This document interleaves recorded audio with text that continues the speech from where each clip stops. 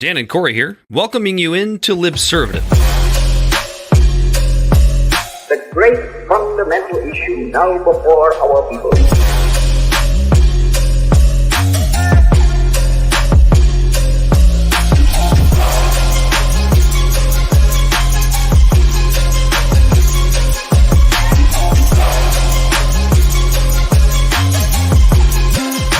We, the people, cannot turn back.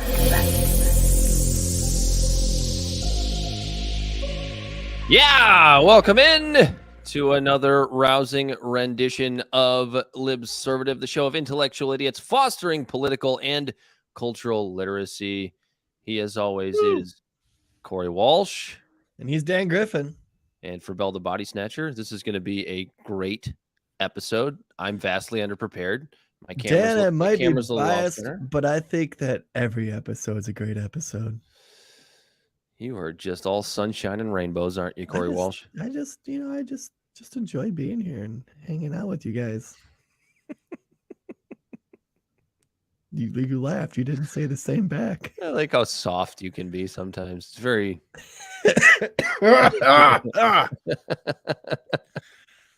Fuck you guys. Hell yeah, brother. Hell yeah, brother. Topics covered tonight. We're gonna shit on the cultural conservatives a little bit this evening because they have a huge problem with something that the LA Dodgers have done when they're really defending child rapists. So that's fun. Actual child rapists this time. This isn't like a Pizzagate, like Hillary Clinton's feeding off of the children under a DC pizza parlor type of child rapist. These are actual child rapists. Yes, we're talking about the Catholic Church. We'll get into that. We're going to talk about the debt ceiling a little bit. I don't want to, but I just feel like we have to because I hate this topic because it always turns out the same way, but we'll go over it. We got a little bit of a graphic packaging update for the poisoning of Kalamazoo. We had a Redditor who shit on the way we covered this a little bit. We'll get to that maybe towards the end of the show because I've got some stuff to say. He is supposed to come on the show in the near future, so that should be fun. And what the hell did I miss? Oh, the Montana TikTok ban, which I'm not going to lie to you guys. I'm going to let you carry the load on that one a little bit. I haven't had too much of a chance to look into that. But before we get into any of it, Corey Walsh, tell the people all of the wonderful places in which they can find our content. Okay. Libservative Podcast is found on social media and podcast platforms. Our website is libservativeshow.com. We can be found at Libservative on Facebook, YouTube, and Twitch. Instagram and Twitter at LibservativePod. Our TikTok videos can be found at Libservative Podcast, and you can reach out directly at libservativepod@gmail.com. Subscribe today. And, we've been slacking on making TikTok videos lately. I know. You know what it is? It's the nice weather. I just want to go outside. I mean, I guess we can make TikToks outside. That is... Maybe we should. Maybe on our... So, for anyone who's listening, I've recently gotten Dan into disc golf. And maybe while we're together, we just make some TikTok videos while we're throwing discs. And now I have to get Corey more into ball golf. I've held up my end of the bargain. I don't know. We made a bargain. But hey, to be fair, on Monday, I said we might have to replace some of these disc golf sessions with going to the shooting range. Yeah, well, that too. We could do that. That's fine. But to the driving range. No, guns are bad, Corey. We can't. No, people who use guns are bad. Guns don't kill people. People kill people. Right? Amen, brother. I look a little blue on the screen tonight. I think my lighting's fucked up. I don't care. I really don't care. You sad? You a sad boy? Yeah, I'm a little sad. I'm a little sad. Actually, no. You know what? I had a great Memorial Day weekend, Corey Walsh, and and not for the reasons that you might think. I actually had. So you know how on this show very often we like to shit on the way in which policing is conducted in this country, right? And I think we have good reason for doing that. It is an institution that has a lot of issues. We're gonna do it tonight when we talk about Uvalde. Yeah, that's right. Sunday morning over the Memorial weekend, since Corey has recently gotten me a little more interested in disc golf, I do have a short 9-hole course behind, like right next to my house. I can walk over there in 5 minutes. So Sunday morning, I'm like, lucky fuck. Yeah, I'm smoking up some jalapeno poppers. So after I throw them in the smoker, I'm like, I don't know, I got like a couple hours to kill because it's just a set it and forget it kind of deal. So I walk over and I don't know, it's probably 10 o'clock in the morning, and I'm, practicing my putts on the little practice basket. And a police officer from my town rolls up into the park and stops. And I have my headphones on, so I just see his car pull in. Didn't see him stop. I'm throwing some putts. I got my headphones on, and I look around, and he's like talking to me. And being that we're not huge fans of law enforcement, I was a little suspicious. But I said, hey, what's up? Gives me a big smile, and he goes, hey, how hard is this course? And I'm like, it's not hard. It's short. It's a good little practice course. Like, yeah, I just got into this game and I'm looking for like shorter courses to play so I can get a little bit better. And I talked to this cop for probably, 5-10 minutes, and we just bullshit about disc golf while he's sitting in his police cruiser and I'm throwing putts. And he just smiles and says, hey, have a nice day. And pulls into the parking lot, turns around, and goes on about his day. Now, you gotta remember, this is Sunday morning. The Sunday morning shift for a police officer is probably not that difficult. Probably not a whole lot going on, especially in my neck of the woods. Did you pitch our show? Did you do a shameless plug? You should listen to Libservative. I didn't. Well, if we had talked about politics, maybe I would have. But the interesting part about that is, like, not only did I have a pleasant exchange with my hometown municipality police department, I came back to the very same park the later that evening after we had gone through all of our Memorial Day barbecues for the day and to play a little bit more disc golf. And I'm coming around to one of the holes, and there is a black family that has like a sleeping, like a tent, not like a tent like that's like an awning that you put up to just shade you, but like an actual camping tent set up kind of to the side of one of the holes. And they were barbecuing and clearly having Memorial Day festivities or whatever. And so I'm throwing my discs, and I notice a police car pull up and walk up to this barbecue. I'm like, oh God, what the hell is going to happen here? That's my immediate suspicion. Is I'm automatically suspicious, right?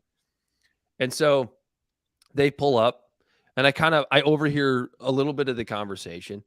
And all these cops were doing was just, they saw the tent, and they were just making sure, hey, we're just making sure you're not camping out here overnight. Can't do that on our public parks. The libertarian in me doesn't love that a whole lot, but it is what it is. Gotta follow the laws. And they basically were just like, just so you know, the park closes in an hour and a half, and we just want to make sure you guys weren't camping out. They talked for about 5 minutes, pleasant conversation, pleasant exchange. Cops get back in their police cruiser and leave. And the reason I bring these anecdotes up is because as much as we do have an issue with the way policing is conducted in this country, that is two really normal, pleasant exchanges with my local police department at the exact same park on the exact same day between two completely different demographics of people. So you heard it here first, folks. I'm buying a BLM. I'm buying a thin blue line flag. Is that why you put that blue sheen on your screen today, Dan? I'm buying a thin blue line flag tomorrow, and Dan's getting callous knees for the muscle of the state. And I'm gonna put it right next to my my "Don't Tread on Me" flag with the Punisher sticker. No, I just felt like it was a pleasant anecdote I should share, given that it was Memorial Day weekend. No, I joke, and it's there's millions of interactions with police like every day in our country. If it was as bad as some people would like to think it is, we would know. My issue is the ones who do bad that don't get the there's no accountability or transparency. We know people that hate cops so much that they say things like, "There's no such thing as a good cop." To which I always respond with like, "Okay, is there no such thing as a good cop? But is there such thing as a cop who is a good person?" Because it's almost like the same way I feel about the military, right? Like, I don't have an issue with the soldier who signs up when they're 17 and doesn't really realize what they're doing, doesn't really realize what or who they're fighting for. And they go over and I don't know, maybe they, kill a couple of Iraqis or whatever, 10 years ago, and they come home and they think they did a good thing. And they genuinely believe from a virtuous position that they did a good thing. And that's not a bad person.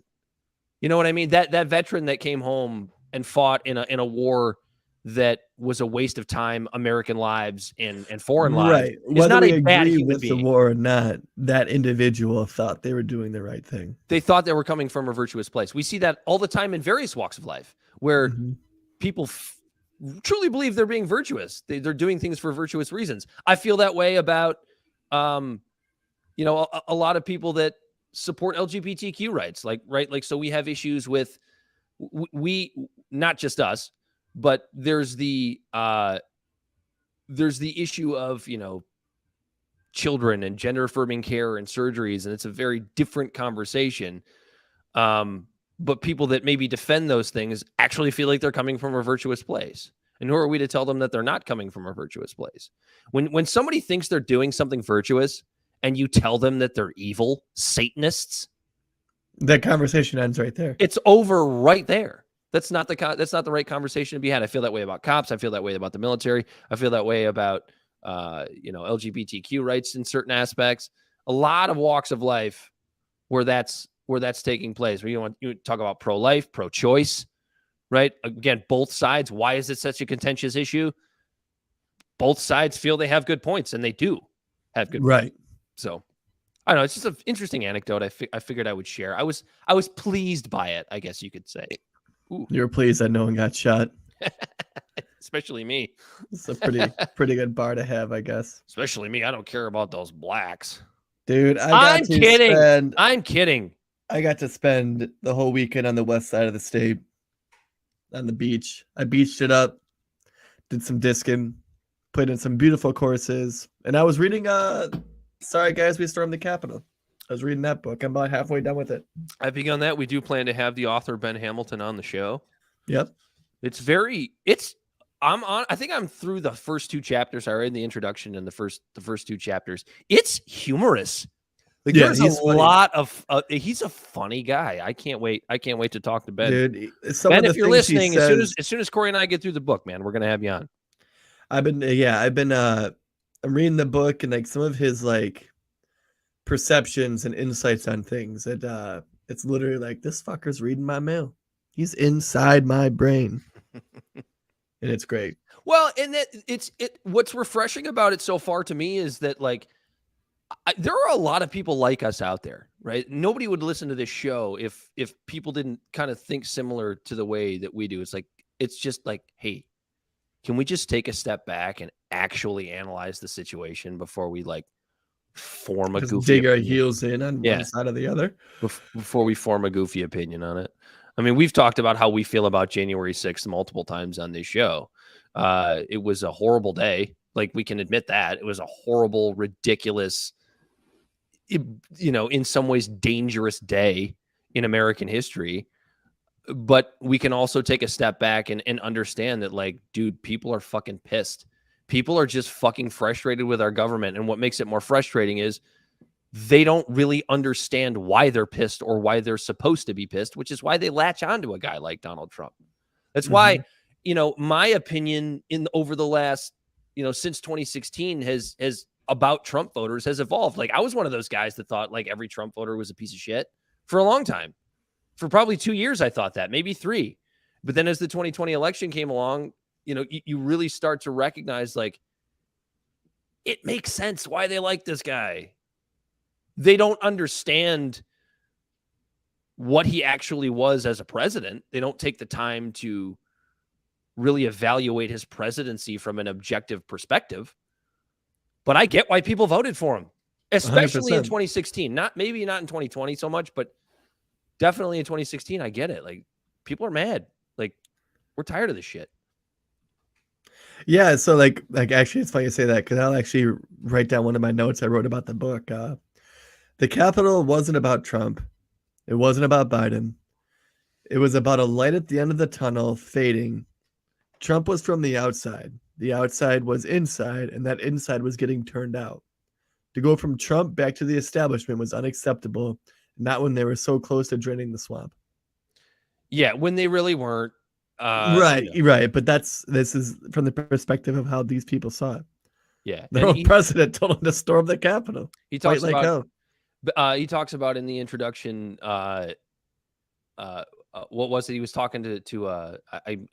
It's slipping my mind a little bit here, but he has a little interview with an old man while he's at the Washington Monument.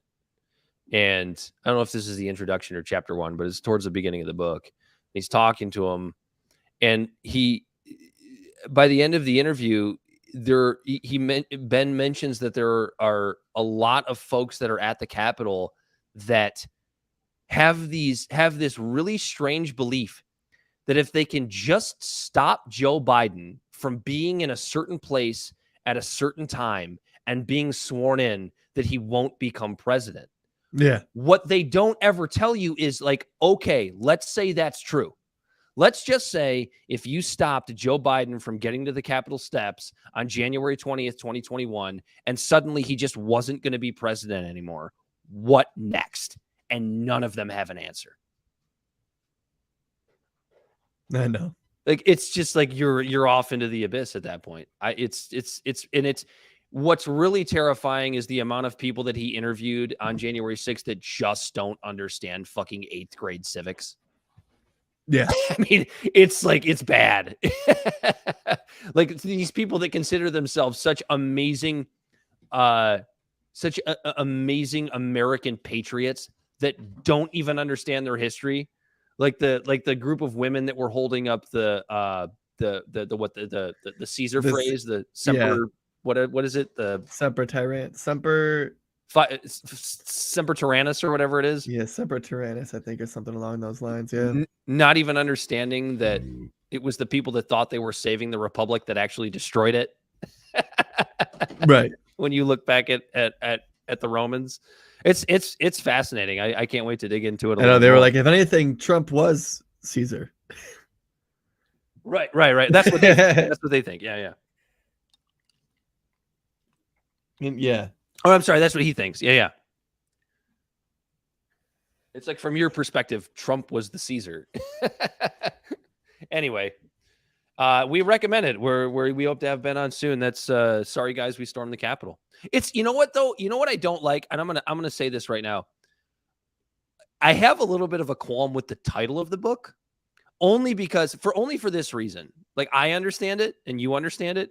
But like anybody who was there on January 6th and might be an overly Trump supporting person is going to look at that title and go, fuck, I'm not reading this fucking propaganda. I'm not sorry. You know what I mean? I don't know what else he could have named the book, and we'll talk to him about it when we talk to him. But like, I look at that title and I go, I could see that being off-putting. Yeah, I was on the beach reading it, and there was a couple of points where I'm like, I don't know if I should just have this title out. Well, especially from far away, because like if you look at the cover, I don't know if you have it with you, but if you look at the cover, like the sorry guys is really tiny. Small up in the corner. Yeah, but it just says we stormed the Capitol in bright red letters on a black background. Yeah. Anyway, great book. We hope to have Ben on soon. Corey and I are going to motor through that book and reach out to Ben and have him on the show. It should be a good conversation. Where do you want to start, Corey? You want to start with the Sisters of Perpetual Indulgence? Sure. Or do you want to start with the debt ceiling? Either way. I could really get warmed up with shitting on cultural conservatives, because it's like you and I and Bell were talking about in the show prep meeting last night about like between hating wokeism versus hating the people that hate wokeism. It's like the LeBron James thing that I talk about all the time. Like, right. What's more annoying, LeBron James himself or the people that hate LeBron James? Because they're both really annoying. Yeah. So the LA Dodgers have, I don't know how long they've been doing this, but they've always had like a little pride night where they honor certain LGBT members of or communities or what have you. And they decided to honor this group, the Sisters of Perpetual Indulgence, which is, we didn't even need to take a deep dive into this group. Really, all they are is a group of LGBTQ advocates among other things, I think Bell's got the list of all of the things that they support. That basically just caricaturize the Catholic Church. Like they dress up in face paint and put on like nuns' gowns, and they caricaturize Christianity. And what sort of response do you think you get from cultural conservatives on that? They're Satanists. They lost their fucking mind. Yeah, they're Satanists. They're horrible, disgusting Satanists, rapists, whatever, groomers. And I look at this and I go, okay, if you can point to a way in which they are like, you can't even really compare them to like Drag Queen Story Hour, right? At least not that I've been able to see. And maybe somebody can point this out that I don't know about. But like even Drag Queen Story Hour, right? Where you're like getting kids together in a library to have a book read by, a man in a dress. I don't really give a shit. That doesn't really concern me that much, but you can see kind of the conservative angle for why maybe that's inappropriate, right? I don't even see that with this group. They're just goofballs making fun of Catholics. I mean, I grew up Catholic. I always make fun of Catholics. Anything that makes fun of Catholics is hilarious to me. They're just a satirical group. Is it maybe a little silly that the Dodgers are honoring them at their Pride Night? Okay, sure. But it's nothing more than just silly. It's not a danger to your children. They're not a Satanist group trying to groom your kids. Just knock it off. Ben Shapiro. Yeah, I doubt that they're gonna do their whole gimmick and show in the middle of the field. You know what I mean? Like they're just gonna come out probably and wave and do all that shit.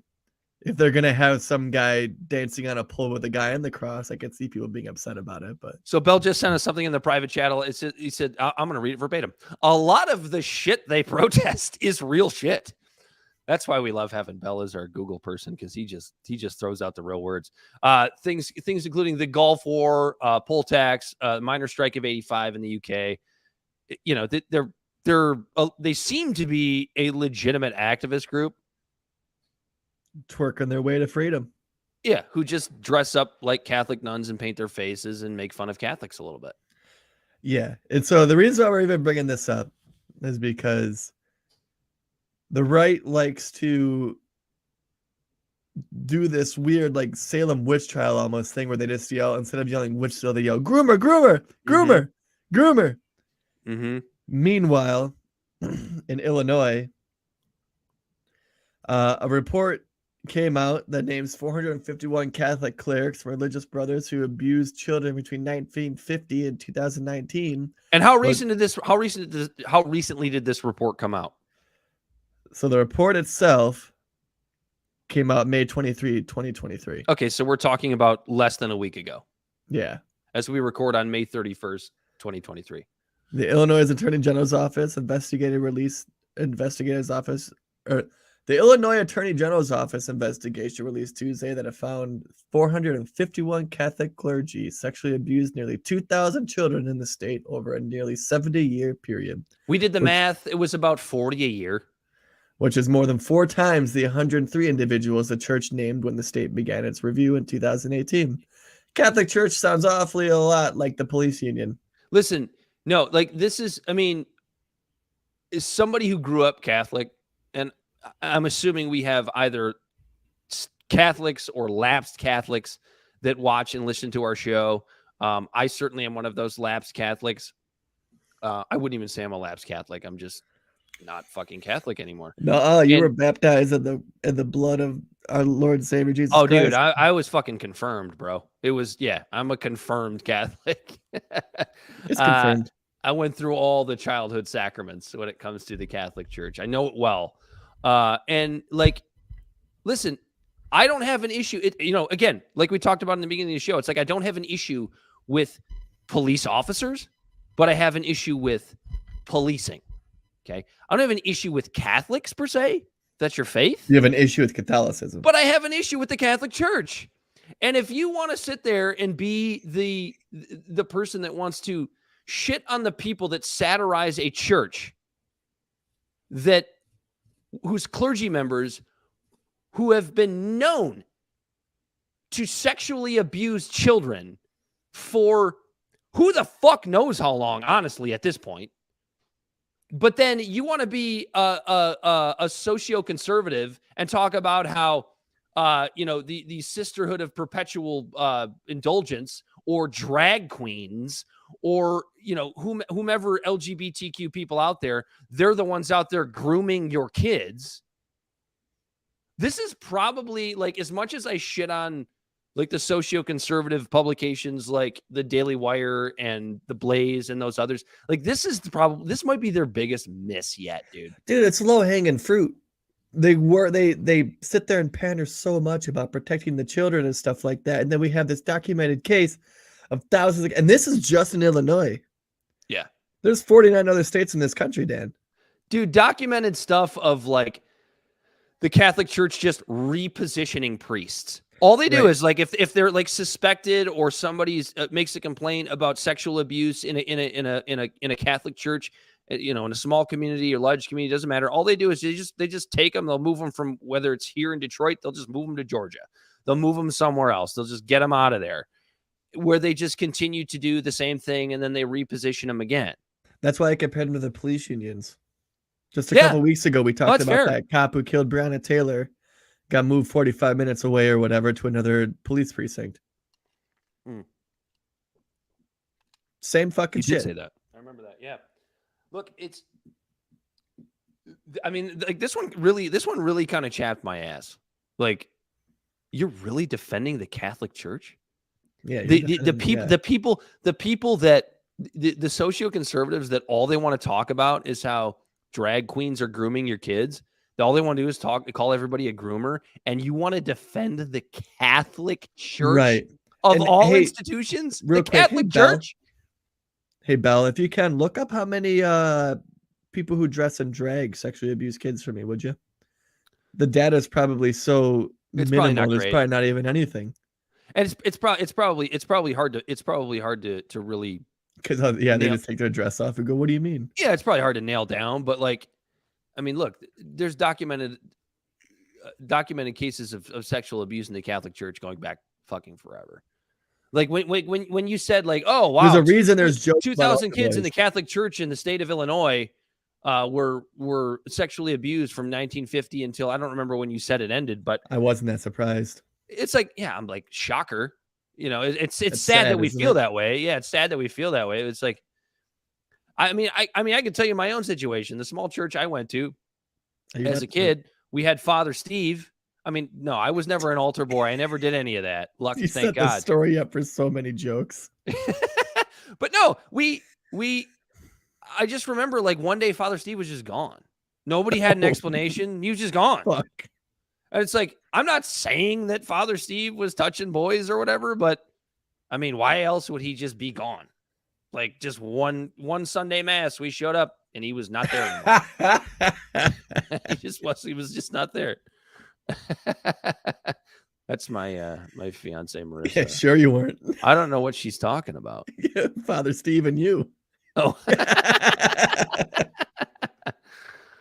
I was I was not an altar boy. Growing up non-denominational, it's so funny. Like, just, it's the same, the same religion, but I grew up non-denominational, and it's just the differences between just being a non-denominational Christian and a Catholic Christian is just out of this fucking world. It's insane, like, the differences. Dude, being a Catholic is brutal. The masses are brutal. There's so much incense, man. I had asthma as a kid, and my mom didn't believe me. You were going to say incest. No. I was gonna say, well, I don't know. I'm not Catholic, but the incense in the fucking church is so strong. I had asthma as a kid, and my mom would like she would get mad at me because I'm like, Mom, I can't keep standing and kneeling and sitting and standing and kneeling. I can't breathe. And she didn't believe me. It was that bad. It's just the devil coming out of you, boy. I'm just gonna take a minute to bitch about, like, Catholic Mass for a second. It is the most boring hour of your life. It feels like 4 hours long. It's like depressing. It's just like, it's got this depressing feeling to it. Like, all the songs are like, oh, and it is the worst hour you could ever spend on a Sunday. is at a Catholic mass. Yeah, see, our churches had like full bands with percussion and like Fun. It's like a party, right? It should be. Yeah, and my fiance also just said that Catholic weddings are even worse. Trust me, I was at a million of them, babe. But they're absolutely horrible. Oh yeah, even the Lutherans too. The Lutherans are Catholic light. Yeah, more or less. They just have one or two less sacraments. It's 2 less 4-hour-long masses you have to go to. It's funny too, because like I've gone to quite a few different sects of the Christian church. Like I went to a mega church for a little while, and then they'd have an hour of like their not communion, but tithes and offerings. An hour of talking about how important it is to just give them money, and yeah, I've been the collection basket. Yep, I've been to that. I've been to like churches that were so small. It started with the membership of like maybe 20 people. Yeah, it's wild. I've been through all sorts of different. I've seen pastors get fired because they didn't bring enough new people to the church. Yeah, that's a whole nother story, man. That's capitalism right there, baby. Oh, yeah. Christians love capitalism, which is funny because Jesus didn't. Anyway, if you're this is where I'm going to leave this. If you're a social conservative and you want to shit on the Sisters of Perpetual Indulgence because they're shitting on the Catholic Church, we don't like to do this on this show, but sometimes we make exceptions. I am openly calling you a fucking hypocrite. I'm sorry. Like, there's no other way to explain shitting on people that you think are groomers while defending people that are actual documented groomers and actually rape kids. Yeah. Just goodbye. 2,000 of them. Goodbye. See you later. Good night. Shall we get into the debt ceiling, quote unquote, crisis, Corey? We have a crisis. Oh, Bell came back and said he can't find any dead end drag queens and sexual abuse towards kids. Imagine that. He said he found more stories about drag queens putting themselves in harm's way to save children than harming children. But his caveat is the media, so take that with a grain of salt. That's true. Yeah, it is what it is. Bell did a short deep dive here live. So for anybody who's going to email us or get after us on Reddit, Bell he did that in about 8 minutes. So if it's out there, we want to know about it. I'm already out of gas. Bell, is this show over yet? You can always hop on in and just say this shit. He always puts like LOL in the private chats. But I also don't want him jumping in just to laugh and then get back. He just hops in and goes, and then Peter Griffin's down and then leaves. And me. And me. How about the debt ceiling crisis, Corey? What about it? What about it? It is the topic that I was dreading most talking about.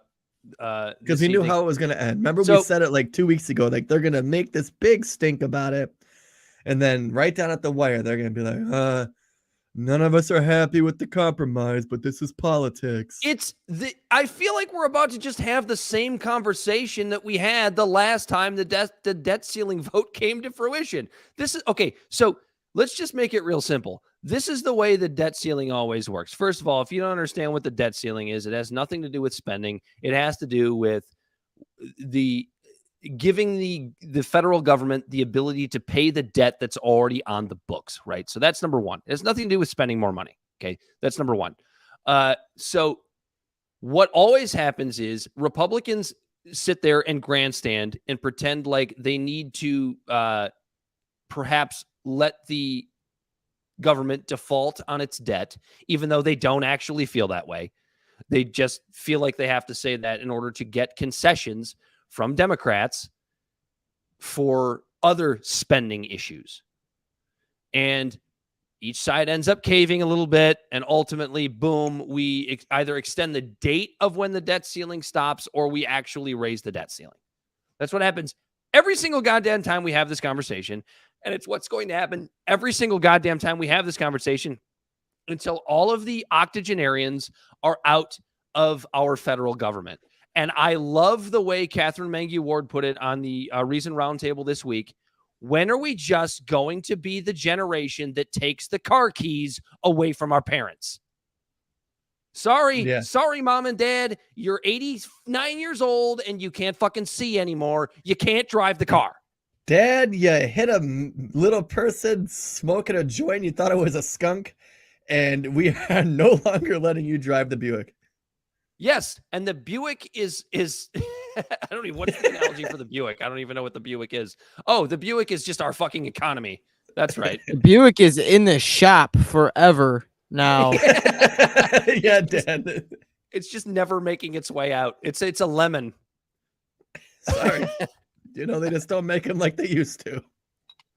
So, I mean, the only thing I'll talk about this, right? So the only thing that makes this debt ceiling quote unquote crisis a little bit different is that we have the Freedom Caucus morons in Congress now. And if you can't see a reason, I don't care how ardent of a Trump supporter you are, if you can't see how the Freedom Caucus is actually a danger, at least to our immediate future, I don't really know how to convince you at this point. Because the Freedom Caucus has made it very, very, very, very, very clear that all they care about is making Joe Biden look bad. They will Democrats in general. The fuck with any debt ceiling deal just to make Joe Biden look bad. It does not matter if their constituency is going to lose all of their jobs. It doesn't matter if the global economy is going to crash. As long as it looks like Joe Biden's responsible. Right, and really stick it to him. Let's not pay our bills, because it's like someone who's pissed off at their phone company, so they don't pay the phone bill, and then their phone gets shut off, and then they're wondering why. Yeah, I'm trying to think of a good analogy. I can't think of one. No, they don't pay their phone bill. Stupid. They don't pay their phone bill because their wife or their mother who's mad at them hides the bills from them, and they don't know how much they're supposed to pay. I mean, it's probably a really bad equivalent, but that's kind of what I don't get it. I don't get because if this isn't that's the thing is this isn't a reconciliation bill. This is raising the debt ceiling to make sure that we don't default on our debt for bills and money that's already projected to be spent. Yeah, and that is the thing that frustrates me about establishment Republicans. Stuff that they all voted to agree on to pay in the first place. Yes.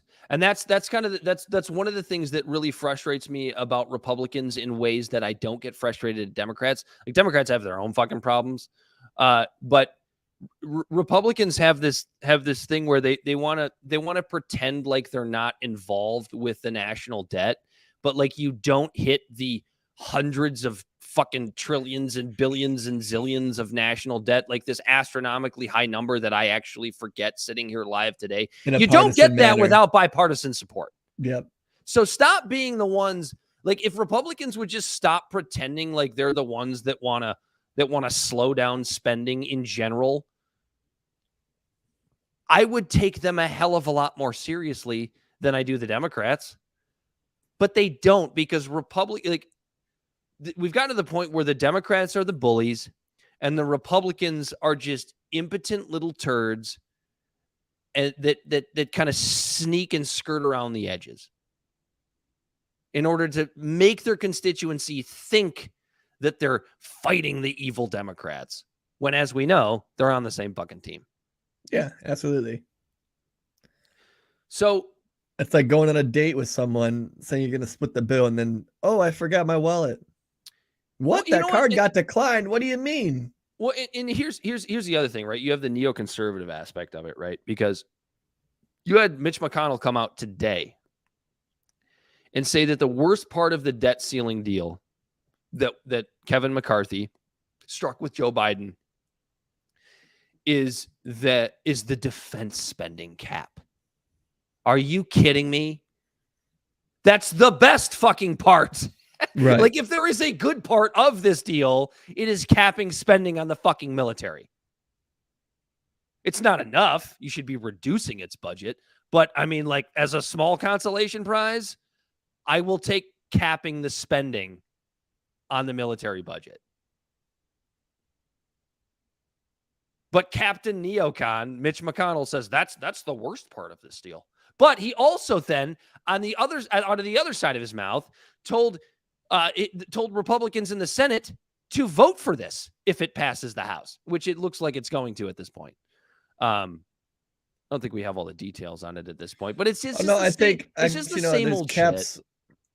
I don't mean to interrupt you, but CNN's reporting that there's caps on non-defense spending.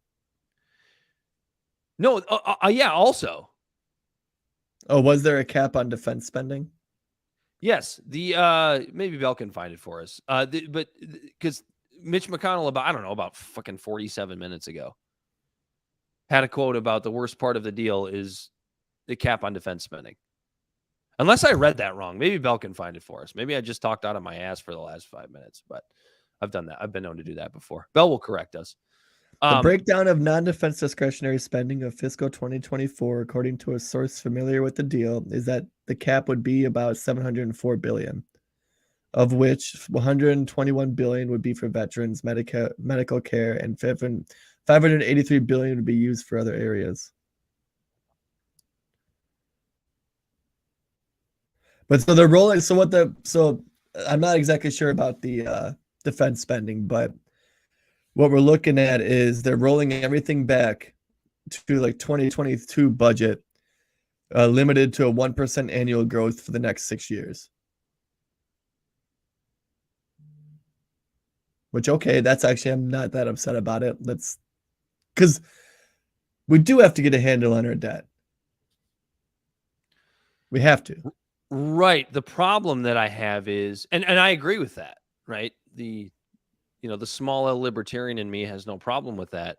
However, the issue that I have is the phony ask of Republicans.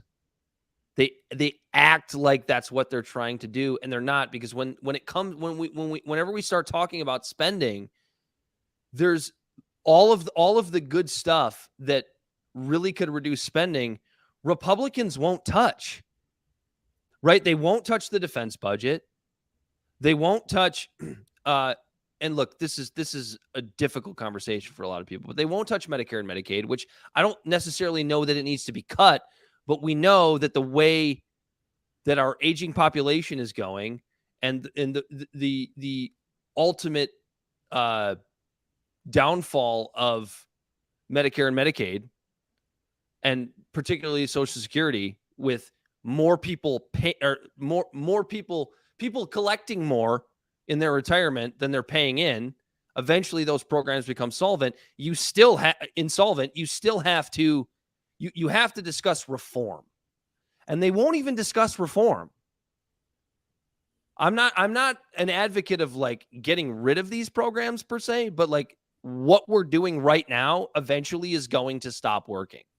And I had an old man, I won't say who it was, not that long ago, tell me, well, Social Security is never going to go away because it's in a trust.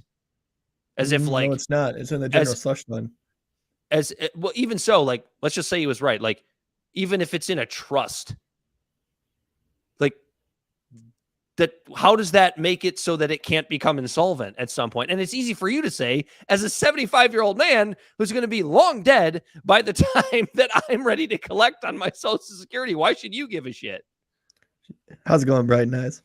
But yeah, no, you're absolutely right. So according to Reuters, the deal would boost total defense spending to $886 billion, in line with Biden's 2024 budget spending proposal. That is about a 3% increase from the $858 billion allocated in the current budget for the Pentagon and other defense-related programs and other agencies. And I guess there was something else I read that they're tightening up on work requirements for things like SNAP and stuff like that. And this is what pisses me off about this. Now that I'm reading this about the increased defense spending, the Pentagon continually fails its audits religiously, and we're giving them more money, and we're going to take it away from poor people. Okay, that sounds pretty normal. That sounds pretty on par for the American. Okay, budgeting. so I'm looking at a piece from the Washington Examiner. Senate Majority Leader because I kind of want to clear up this defense spending thing. Senate Majority Leader Mitch McConnell said the cap on defense spending for the next 2 years is the worst part of the debt limit deal struck between House Speaker Kevin McCarthy and President Joe Biden. Oh, a 3% increase cap is what he's upset about. Right. Okay. So that's what I was referring to. But still, like, I will still go back and say, like, any kind of cap on defense spending in any context is a good thing. And McConnell wants to act like it's the worst part of the deal. So anyway, I'm glad we cleared that up. Me too. Oh, fuck. Did you? Got a lot of head. Did you just overpour your head? I think I'm okay. For those just listening, Corey's pouring a beer and having a real hard problem. I'm just doing my best. For those watching, I have a long Island iced tea here. Extra long, like extra island, extra tea. So good. Extra booze. Not booze. Tea. There's no tea in a Long Island iced tea. What? I'm going to have to make you one of my Long Islands, Corey. I think you might like it. Yeah, I confused the Long Island with a Four Horsemen right before the show, so I don't even know what's in a Long Island. We'll go over that later. Never had one because I'm always like, I don't even like tea. I don't really like tea. I don't want that. There ain't no tea in it. That's for sure. Oh, gross. Anyway, I have slowly, as I gotten older, begun to kind of like tea. We lost track of ourselves there for just a minute. Yeah, sorry. But yeah, so there's the cap on non-defense spending up to a 1% increase until fiscal 2025. It protects veterans' medical care, which is fucking good. That's a good thing. Expanding the work requirements pisses me off because we constantly just hand out tax breaks and subsidies to big corporations and businesses without giving them any sort of stipulations. Like, for example, graphics packaging in Michigan just got $125 tax subsidy to help their expansion. And there's no stipulations for them, and they're poisoning the city. Allegedly. That's what the MHDS or MDHS, whatever that acronym is, shows. Some acronym. They're going to be clawing back some of the COVID-19 relief funds, which I'm fine with because the pandemic is over, according to our government. And one that I'm actually happy with is it cuts Internal Revenue Service funding. Everyone should be happy with that. Yes, I mean that's a good thing. However, I will say this: the only reason that's taking place is because it's Biden's IRS. That doesn't make it any less right. Because as we talked about, I don't know, whenever Biden announced the what is it, the 85,000 new employees, which I think came out to, I think Bell's got the numbers, like 6,000 new agents or whatever, and we talked a lot about how they're going to be coming after you and me because we're a lot easier targets than a big corporation for our tax dollars. Mm-hmm. So like, even if that's something that really wasn't done in good faith, as far as cutting the IRS budget, it's a good thing. But understand, it wasn't done because like Republicans are somehow more virtuous than Democrats. It's just another way to try and fuck over Joe Biden. So sometimes when these two sides try, just all they care about is fucking each other over, sometimes it results in something good. Student loan borrowers are going to have to begin paying back their student loans at the end of the summer. That's bad news for you. Yeah, it's bad news for me. Also, the agreement would maintain Biden's plan to provide up to $220,000 in debt relief for qualifying borrowers. Maintains the climate and clean energy measures. And then they threw this one in, I'm sure, for Manchin. Wait, is Manchin from West Virginia? Manchin, or is that Cinnamon? Cinema's from Arizona, I believe. So Manchin is West Arizona Virginia, or New Mexico, right? One of those desert states. Isn't Manchin West Virginia then? Or is he one of the Carolinas? Yeah. But this agreement would also speed the creation of the Mountain Valley Pipeline, a natural gas pipeline in West Virginia. Which is funny as I think about stuff like pipelines and stuff, and how I remember just being staunchly against him in 2016. Cinema's from Arizona. And at this point, pipelines just seem a whole lot safer than trains or semis. But I mean, that's the thing that always bothers me too, right? Is like the Republicans always talk about cutting spending. And then at the end of the day, they don't have anywhere to cut it from and still keep their constituents happy. Yeah. Right? Because it's like a lot of what has been cut in the past, and I'm actually kind of glad that this agreement didn't have this particularly take place, but a lot of the things that they've cut from is like VA, veterans care. And it's like, I thought Republicans were like pro-military. They're Not pro-military, anymore. but once Not you're not anymore. in the military, Not after Ukraine, Corey. Now it's the Democrats that are pro-war. So maybe they'll be fighting for veterans care as we go forward here. hopefully. It's I don't know. It's brutal. It's just such a stupid conversation. They're going to come to an agreement. The octogenarians are going to continue all the time. They're going to continue to balloon the debt. Like it's not. We're going to have this. We're going to have this conversation again until we take the car keys away from our parents. That's it. Yeah, it's just stupid. It's just unneeded stress on the American psyche. You know what? I just thought of something interesting. Do you think so? Millennials, right, which is our generation, not as young as some boomers tend to still think we are. The youngest versions of us are in our early 40s now, and I think the youngest versions. Huh? You said the youngest versions. The oldest. I meant to say versions. oldest. The oldest versions of millennials are now in their early 40s. I think the youngest are now at least in their late 20s, if not early. Like we're fucking grown ass adults now, and maybe this is anecdotal, but I have found that our generation is more fiscally responsible than our parents were. Well, we have to. Well, I mean, maybe some of that is by force, but like when millennials, when we get into our 50s and we actually start to take power in corporations and in government, are we just basically going to be fiscal conservatives? Is that going to happen? We're going to be forced to be. Oh, you know what I mean? Like, man, our kids are going to hate us. Well, we have to be, unfortunately, as it is, we're heading into this impasse in our country where like someone eventually is going to have to like really put reins on our just ridiculous amount of debt that's just being spent, or the ridiculous amount of money that's being spent that just keeps propelling us into more and more debt. And if we don't want our kids to deal with that, we might have to get rid of the frills. We might have to take care of this a little bit so then we can get the books right. So when our kids come along, we can give them, better education, clean air, clean water, better roads, public transportation, more help with healthcare, things like that. Shall we rock into the Montana TikTok ban? Yeah, why not? This is we might even, I don't know how much Bell has looked into this, but maybe we'll bring Bell in for this segment because I really have not looked into this a whole lot other than like Montana wants to ban TikTok.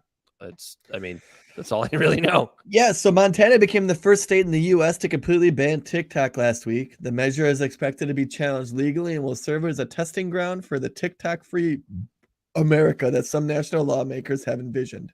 Montana's new law prohibits downloads of TikTok in the state and would fine any entity, an app store or TikTok, $10,000 a day for each time someone is offered the ability to access the social media platform or download the app. Thank God, though, the penalties will not apply to users. So that's what the plan is. The ban it'll also go into effect January 1st. And if the courts don't act first, any app stores that offer TikTok, they'll be facing penalties enforced by the Montana Department of Justice. That penalty starts at an initial $10,000 per violation and then $10,000 a day that the violation continues. So first, let's talk about how dumb this is and how it's not going to work. Yep. There's things called VPNs, first off. Secondly, what is this? Is they're gonna put up signs at the border like TikTok free zone? Well, no, it's interesting that you bring that up, right? Because there have been discussions in inner circles that I've heard about. I don't know how accurate this is, but so take what I'm about to say with a grain of salt. But there have been discussions, to my understanding, about the possibility of banning VPNs, which I do believe was part of the what is it, the new Patriot Act? What was that? The Restrict Act. The Restrict Act. I believe it's in there. Again, haven't read it. This is just one of those things where I'm speaking maybe a little bit out of turn. But would I be surprised if that was in there? So like when you combine Montana's TikTok ban with like a ban on VPNs, I don't know, but that's the thing is like I don't know how you ban a VPN. Like, well, then what does someone do? Do they just leave the state to update? It's like prohibition doesn't work, right? We know this. So it's like even if you ban VPNs, like let's just say that's the next step. You ban VPNs, like there's going to be some pirate out there that's going to make a ton of money on the black market figuring out how to do VPNs off the grid. Right. So it's like, I just don't know like how it's funny too, because Montana, a conservative state, right? Like shitting on free market stuff. Because that's what TikTok is. Like you can be afraid of it and like the China data collection and like these are all like valid concerns. I get it. But like just like we know about it. Who doesn't know at this point that the CCP is collecting your data using TikTok? I mean, there's probably more than. Or we how realize. About just everyone's collecting your data? If you're not paying for a service, you are the product. That's a great point. So it's like, why is it not okay for China to collect our data, but it's okay for our tech companies to collect our data? The UK just sued and then use Facebook. Yeah. The UK just sued Facebook. It might have been the last year or two, but like it's generally recently for mining the data from its users. And guess what? That's a social platform from a foreign country in their country mining their citizens' data. But it's an ally, so it's okay. But it's okay when America's companies do it. It's just a bunch of crock of shit. Like, oh my God, they're mining the data of me when I watch goofy TikTok videos. And then they're realizing what I like and dislike. Oh no! They can target me better with marketing shit. You can scare people with the fact that, oh my God, China's collecting your data. It's like my bigger concern is, okay, but are they collecting? Like, what are they doing with it? Is really what my concern is. Are they doing that? But are they doing anything differently than like a Facebook or a Twitter does, which is basically sell it to places to use against you or use to market towards you? So what would the CCP do in that situation? Like, let's say, like replace not AT&T is a stupid example, but replace Netflix with the Chinese Communist Party. Like Netflix is going to mine my data and they're going to maybe know what I watch on Netflix and they're going to market different shows to me to get me to watch them, right? What's China going to do with that? What's China going to do with that information? They're probably, maybe they'll foment dissent against the United States government.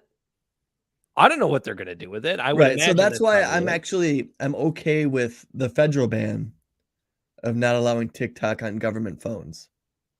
That's fine with me. When you're a public servant, you are held to a different standard than the private citizen. So you would be okay if you were elected to office, getting deleting TikTok from your phone. But here's no, not my phone. My phone would be a private phone. Your government phone. But my government phone. Well, so have you ever had a job where you have like a job phone? Yeah, an extra phone, yeah.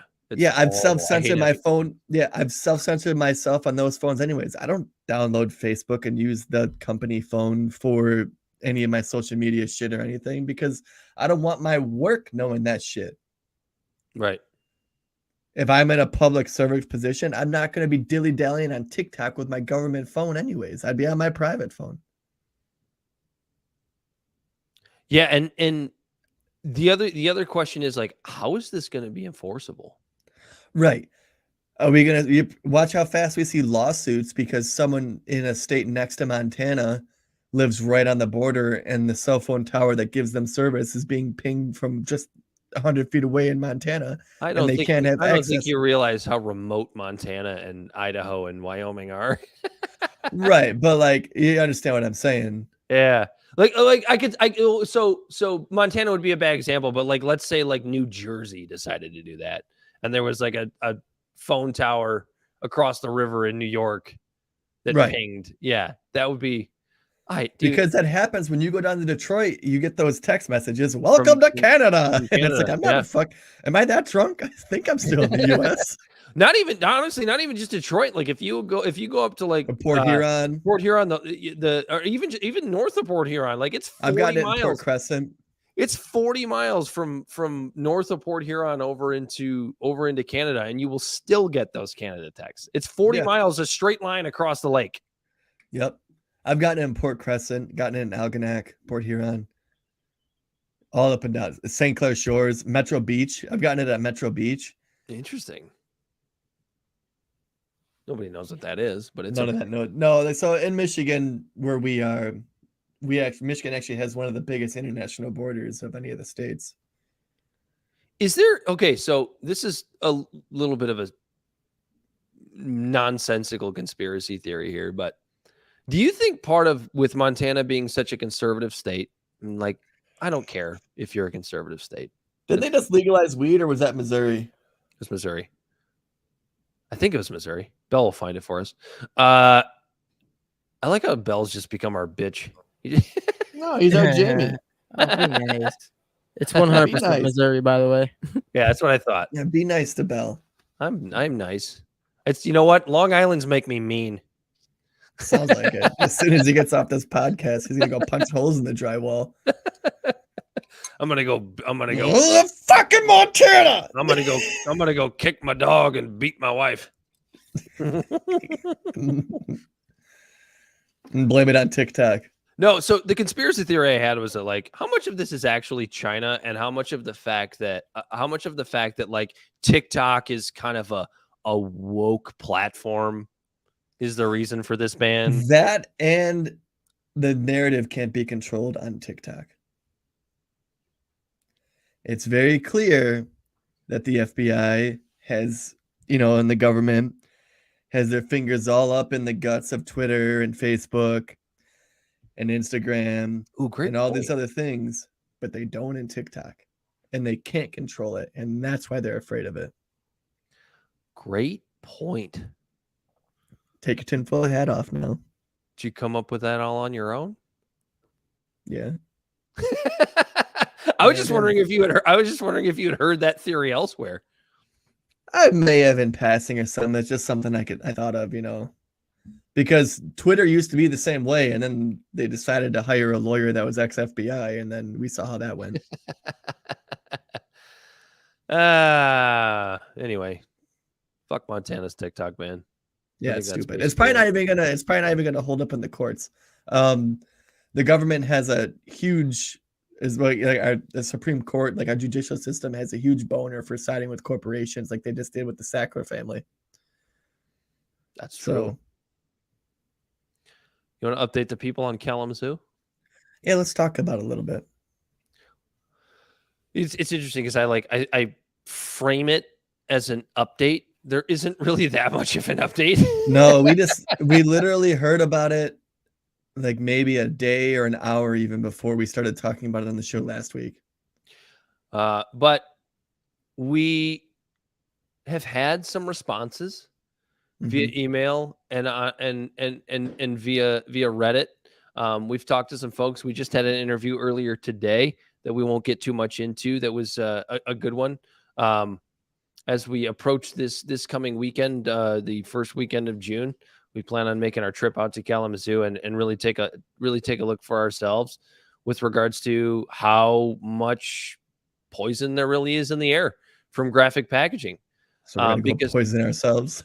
Yeah, but well, that's the thing is like the interview that we just did, we were told by this young woman, don't come out here. It's not worth it. She actually told us that. Yeah, she did. You won't hear that in the interview. Don't come out here. It's not worth the risk. Because apparently the guys from Status Quo and MLive and some of the other places that have actually gone out there to cover this have gone back home sick for a couple of weeks. I mean, look, we're just taking what she says.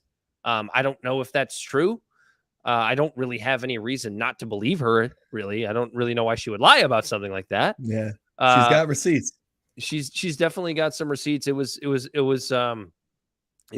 definitely a good interview. And look, this is a situation that we have gotten a lot of good feedback on, but it's also a situation where we've gotten some bad feedback, which is interesting, right? Because yeah, we can get into that a little bit. So I posted in the Reddit that we were interested in the story and if we wanted everyone to talk to us. And we've had mostly positive responses. But we had one response from a young man. Well, we don't know if he's young or old or a man, to be honest. Right. He's very anonymous. And it's looking like we might actually be able to get him on the show. In typical Reddit form, very, very anonymous. Well, that's the whole point of Reddit, right? But he starts by saying, let me see if I can find it real quick. He starts by saying, I'm listening to your stream. I think it's fantastic that the graphics packaging issue is getting attention that it needs, and I hope it is resolved without needing to become a national talking point. But if that's what it takes, then so be it. Wait, let me stop you right there. I'm glad this is being talked about, but I hope it's resolved without becoming a national talking point. Again, we're hopefully going to have this person on our show, and I'm going to really do my best not to be mean. Yeah, and if he's listening, it's the show. I'm usually the one that's giving people the benefit of the doubt. Dan's the one that gets hot under the collar. That's me. But why does it matter? I guess what I would ask is, why does it? And he can listen to this and maybe get a sense of our interview questions. But why does it matter if it's national news or not, as long as it's resolved? Because when you say something like that, it leads me to believe that you have ties to something, like somehow graphics packaging and their reputation means something to you, or the reputation of the city, or it could be the city. It could be because there's multiple angles. It's like, why? That's a little bit of a suspicious part of your comment, I would say. Yeah, he says he has a BS in environmental sciences, worked in both public and private sectors for conservation, regulatory compliance, hazardous materials management, drinking water, and wastewater operations. He said not federal EPA or in Michigan. He goes on to say that he has very little patience for people who come in from the outside to his community and spread misinformation about an issue that has caused actual suffering to the people of Kalamazoo for a platform that brings themselves revenue. Okay, let me stop you there. First of all, we don't have any revenue. Yeah, that's a number one. Oh, see, I said that, and that's why I feel like this guy, he definitely got upset with, and this is why I'm even giving him any credence or anything. He took the time to listen to what we had to say. He listened to the whole goddamn episode, even though our segment was only 10 minutes roughly for Kalamazoo last week. And that's a valid point. You don't want grifters coming in just to make a buck, come in and go, look, we're doing good, and then go back home and live their lives. Right, but let me tell you how I read that comment. I read that comment as if because it almost seems like he won't be happy with the way it's reported at all, because he does go on to shit on status quo a little bit, and that's fine. We don't have any affiliation with status quo. I happen to like the topics that they cover. Whether or not they're grifting, it's not really for me to say, but they're at least bringing attention to something. Exactly. And if you're going to sit there and say that, I don't like outsiders coming in and reporting on this just to make money on it. Well, I don't know if you know this, but media is a for-profit business. And in order to continue to report on the things that matter, you have to be able to take home a paycheck to your family to feed them, so that you can then continue to go out and report on stuff that matters. Right. So if anybody that comes in and reports on it and gets, more members or subscriptions or whatever out of it, yeah, I mean, that's part of it, but that doesn't necessarily mean that you are doing it just for the money. I feel like most people that get into this, that get into independent investigative journalism, they're doing it for virtuous reasons. And yeah, okay, they make a buck off of it because they have to. I mean, eat. let's be honest. That's our ultimate goal. Not based off this story. I'm not saying this story in general, but our ultimate goal is to be able to do this full time and bring attention to different topics and issues and problems that we have in our country, and try to force the hand of accountability and transparency in this country. I mean, And we have to be able to eat. right. So yeah, And I want to create a better quality aspect show. I want it to be the point where we can do this almost every day, but I can't do that with my full-time job. Nope.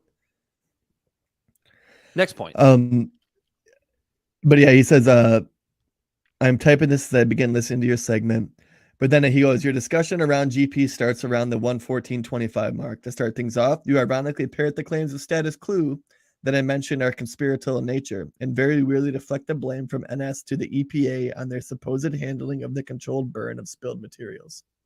I don't think we did that. We mentioned the EPA not doing a good job there. Yeah, and it's but not, like he also it's not a deflection of blame. No.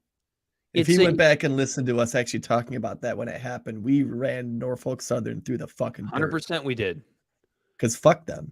Like it can be, but we also that's told Biden to kick rocks because of the fact that he told all the workers to get back to work when they were striking over these very issues. Yeah, and that's the issue with crony capitalism. Not capitalism, but crony capitalism. You have the corporation who is at fault, and you also have the government who is at fault because they're financially in bed with each other.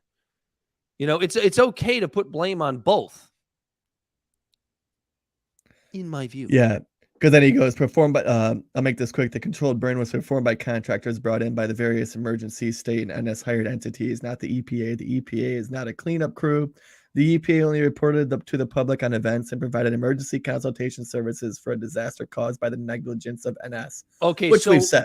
So I do remember saying that there may have possibly been an illegal burn. I do remember saying that. I think you may have used the word apparently or possibly. You didn't say it definitively, but no, words matter, and if you hear it like that, so and that's just it. That's the kind of show we have. Like it's all about having a conversation, and sometimes I say some clunky shit. I mean, I was a little clunky. I'm not a journalist. I say clunky shit all the goddamn time. We're intellectual idiots. Yeah, that's the thing I want this Redditor to understand is like we're not journalists. Yeah, we're not professionals. We're giving a crack at it. We're here to have a conversation. So yeah, we get shit wrong. Point it out. We don't have a problem with that. He said his favorite part of the opening exchange is one of the podcasters literally saying that they were speaking out of their ass. That was probably me. That sounds like something I would say. For future reference, this would be a great self-indicator that you should stop talking, Dan. No, what this should be for you, Redditor, is an indication that you should understand what our show actually is. This isn't fucking Lou Dobbs Tonight circa 1991. This isn't just the facts, man. This is a conversation. And yeah, there's some opinions. And I think the quote unquote talking out of your ass part is part of actually having that's our caveat. It's a good it's part of having a good nuanced conversation. It's like when someone goes, "Hey, what stock should I buy?" And you go, "Well, I'm not a financial advisor, but." Yeah, we're not experts. We openly admit that. He goes, you blame the Whitmer administration because of the 21 approval for the expansion of GP, despite the issue predating this. I experienced the smells in 2018, and there were articles I found in 30 seconds of Googling this time frame. I'm not sure how. I'm just not sure how I'm not allowed to blame Whitmer for the expansion just because you experienced something predating 2021. I'm a little confused on that one. You later falsely claimed that you looked into this and found that it wasn't talked about until 2021, which I don't think we said that. No, you know what? And that's another thing. Like maybe we did, because I didn't go back and listen to last week's episode, but maybe we clunkily did say that. But what we really meant to say was that it hasn't garnered the amount of attention that it has now in late May of 2023 until the reports came out that were in the MLive article with regards to how much pollution what's the name of the gas, Corey? I'm sorry, I don't have it in front of me. Hydrogen sulfide. Yeah, that it's 400 parts or 4 parts per billion or whatever it is. I can't remember the numbers, but it's significantly higher than it should be. Yeah, 1.4 billion until affluent white communities started complaining about it. Yeah, that's when it started to garner more attention. I'm not saying it had no attention, but like, we live in Detroit and we didn't fucking know about it until that happened, and we're not even that far away. Yeah, because he says that. He goes, you start talking at the 118 mark, you make a series of claims that sound okay until you start talking about how no one cared until affluent white people started experiencing issues, including death. Again, why are we being unnecessarily misleading? No, so okay, let me just respond to that. It's not that we're being unnecessarily misleading. It's that sometimes you have to exaggerate things when you're giving opinions, when you're doing a show that is partially garnered by entertainment. I love how we're doing this. This is fantastic. I absolutely love this, because here's the thing. I feel like this Redditor, if he knew what our show was about, he might understand that he was taking this one segment that we did a little too literally. Does that make sense? Yeah, well, I mean, to be fair, I guess when I hopped into that Reddit stream, I must have maybe came off too professional with my first post. Maybe. I mean, that's why that's your But job. he goes around the one, then he goes, you make true statements on the H2S limits, but make irresponsible correlation between the infant mortality. Not too egregious, but again, it is the unnecessary and misleading statements that gets me here. Just stick to the facts on H2S, which are probably the best recorded data points currently available if you have the patience to research this topic for 10 minutes. Yet, even on that, you can't stop yourselves from drifting off on tangents and conspiracy. See, that's the it. Tangents. That's on point. He's on point with the tangents. See, that's it. He's treating the show as if we're supposed to be like we're NPR. Yeah, or we're not. Yeah. This is a commentary show. Then there's some silly tangent that implies that the state government is solely responsible for this because I guess GP enticed them with promises of the green energy revolution. Because to you, it is a money grift, a money laundering grift. I don't know if I said that. If I did, maybe I did. Maybe I did. Like, look, that's why I love doing this show. I think that's why people like this show. Like, right. I mean, but yeah, like, and then it goes in that, maybe. you know, there is GP and the government are heavily intertwined. Right. And how much of it is corruption and how much of it is incompetence or negligence. Yeah. Equally troubling. Yeah. We're not sitting here thinking there's people in smoky back rooms going, how are we going to fuck these people? Right. This is totally detached from reality. As the truth is that GP is simply an abnormally terrible company when it comes to environmental compliance, my field of work. And the fact that GP is simply wanted to consolidate operations from Battle Creek into Kazoo. Which here's what I'm gathering. So here's what I'm gathering is like he's like listening to our segment and just trying to go out of his way to find reasons to disagree with us when fundamentally we fucking agree. It's a lot of the things we talk about in the various topics that we talk about, whether it's culture war stuff or politics or this kind of stuff. Yeah, so that's why why are you going so far out of your way to try and find reasons to disagree with us when fundamentally you actually agree? Oh, that's what are we talking about? Actually, that's why I pursued this and want to talk to him, because fundamentally we agree that's what's happening in Kalamazoo is bad.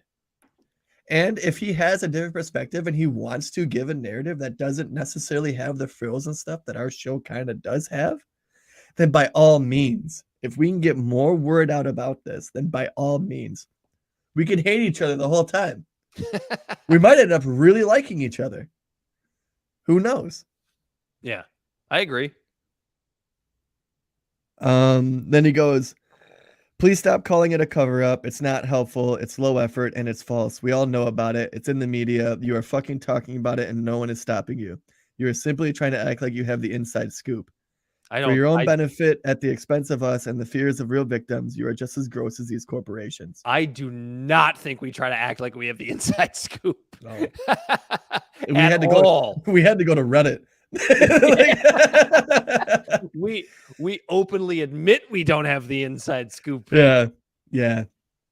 But when we talk about a cover up, it's for the disaster that's actually happening there. And like if these allegations are true, the fact that it's like virtually MLive and Status Quo covering it and you're not seeing it on CNN, like the mainstream media stuff. Right. That's what I mean when I say, so again. Okay, so I guess we should use the word suppressed. So when you're taking me too literally, when I say something like nobody's covering this, you're taking me too literally. You're taking this show too literally. Don't ever take this a word of advice to all of our listeners. Don't ever take this show too literally. When I say something to the effect of nobody's covering this, what I mean is CNN's not covering this. New York Times isn't covering this. You know, the Washington Post isn't covering this. ABC, NBC, that's what I mean when I say all the alphabets. Yeah. And then I guess at 132, we blame Whitmer for Flint, which I don't remember doing. So I will speak to that. I don't, if it sounded like I blamed Whitmer for, it was like hyperbolic kind of. No, for Flint, it was again, me speaking in a clunky way. We've talked about Flint before on the show. We don't blame Whitmer for the events that occurred in Flint and are still occurring. We are pissed about the fact that Dana Nessel hasn't done anything of substance. Governor Whitmer's AG hasn't done anything of substance to hold anybody in the Snyder administration, the previous Republican administration, responsible for what happened in Flint. We know there were arrests, but no jail time, nothing of substance that would actually go, it was those people's fault. This is why it happened. This is how it happened. And this is how we're going to ensure it never happens again. And by the way, Flint still doesn't have clean water. So you can partially blame Governor Whitmer for at least that part. Why is it not fixed yet? Right. If Governor Whitmer is so much better than Rick Snyder. And then here's the part where I think he's trying to actually insult us, but I don't take it. It's like calling someone in the UK the F word when it means cigarette. He goes, "You gray zone types are dishonest centrist conservatives LARPing as leftists. And frankly, I'd prefer the outright fascists who are slightly more honest with their monstrous views." The amount of things that he accuses us of being in that one sentence that we're not, it's just absolutely astounding. We never claim to be leftists.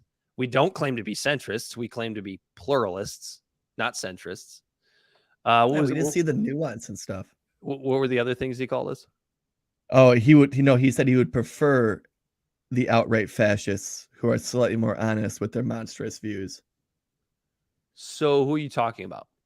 I guess Mussolini, maybe. I don't know. Who's he talking about? Is he talking about the Mussolini? Is he talking about the Daily Wire types who just want to shit on drag queens for 6 hours a day? Okay, right. Consume their content. I don't know what to tell you. And then he goes at 132.49. Here we go. Status Quo is covering. It's like when I read this, I could hear my voice and your voice, which is I was actually kind of laughing.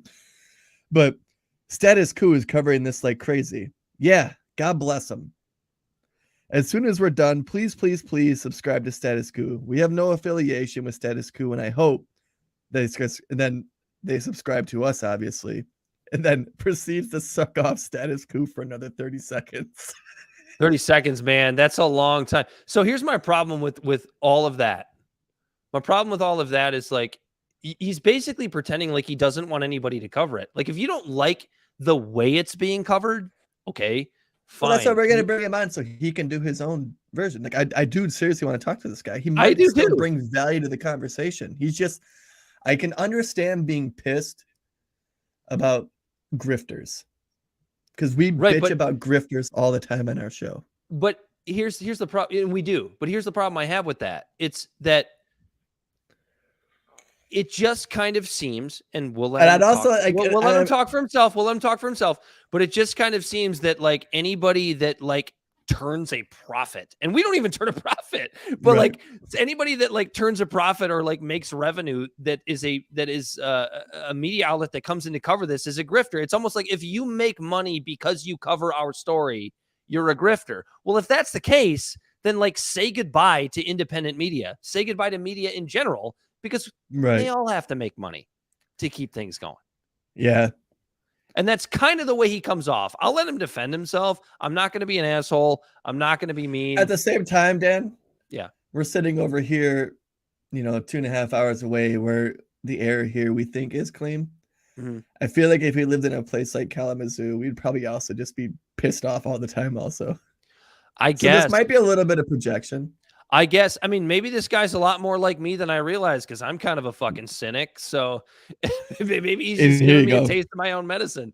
He goes, seriously, fuck you people, and I hope you step on a Lego as you cash your check pushing conspiracy theories at our expense and shed fake tears for us to your benefit. And that's just it. Joke's on you.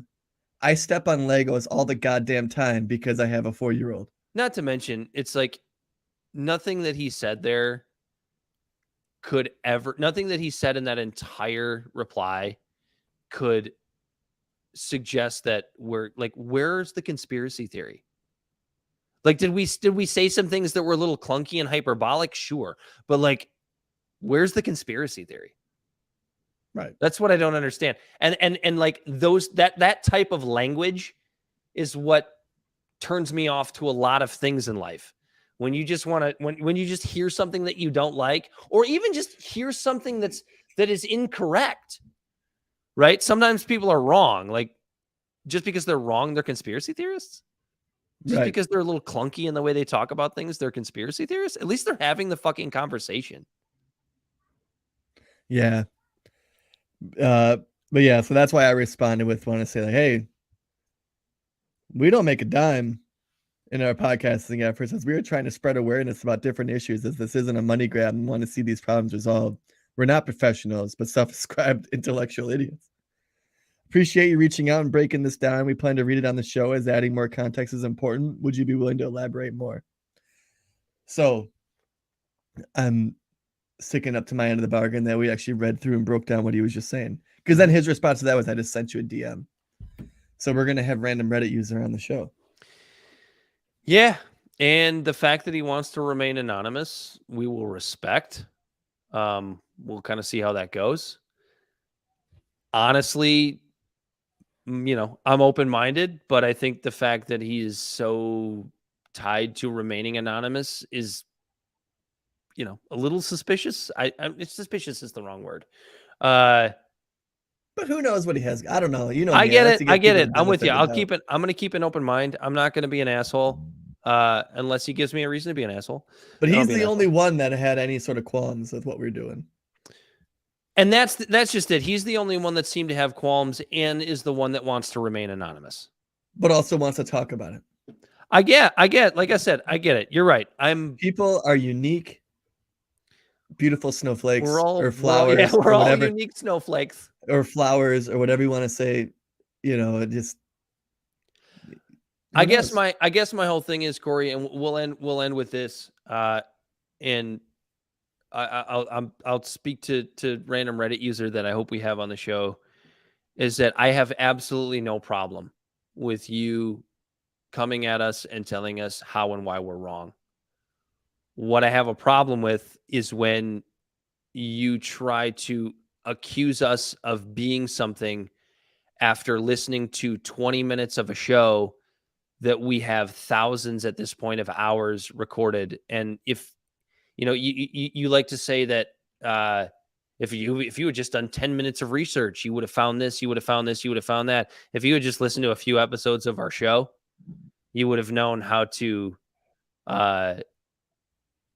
take the show. Yeah. As far as what it represents.